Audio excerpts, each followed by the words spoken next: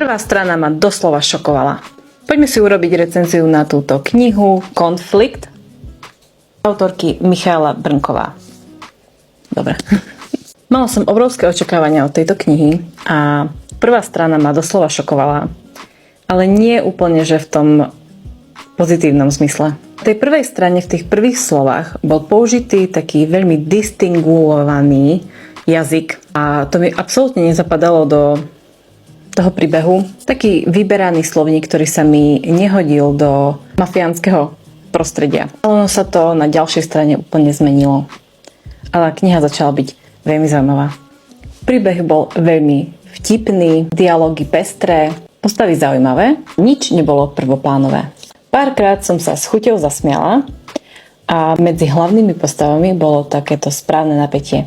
Bolo to veľmi vzrušujúce, ale nie až tak prehnane ako napríklad v 365 alebo v iných takýchto románoch. Príbeh sa točí okolo mafiánov, Taliansko, trošku je tam aj z Ameriky, čiže nie je to zasadené do slovenského prostredia.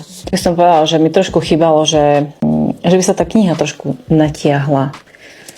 Tu je strán asi niečo vyše 300, ale tam veľké písmenka, veľa vied na jednej strane nie je, takže to máte zhodnuté za 2 dní, ani neviete ako. Čiže mi chýbali opisy krajiny, opisy jedla, čo jedli, napríklad veď Taliani. Mohlo to byť trošku tak akože viac, že by vás to viac vtiahlo do deja, pretože ste preleteli tým príbehom ako strela.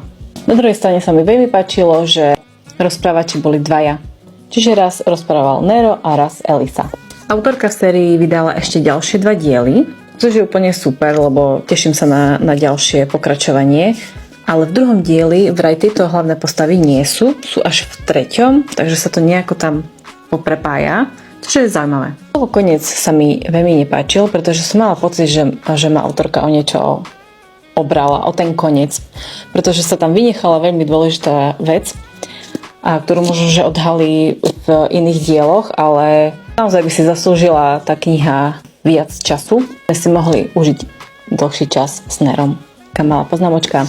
Strašne sa mi páčila hlavná postava Alice a brutálne som sa s ňou stotožnila, pretože to bola taká papuľnatá baba a proste to bola veľmi pekná postava.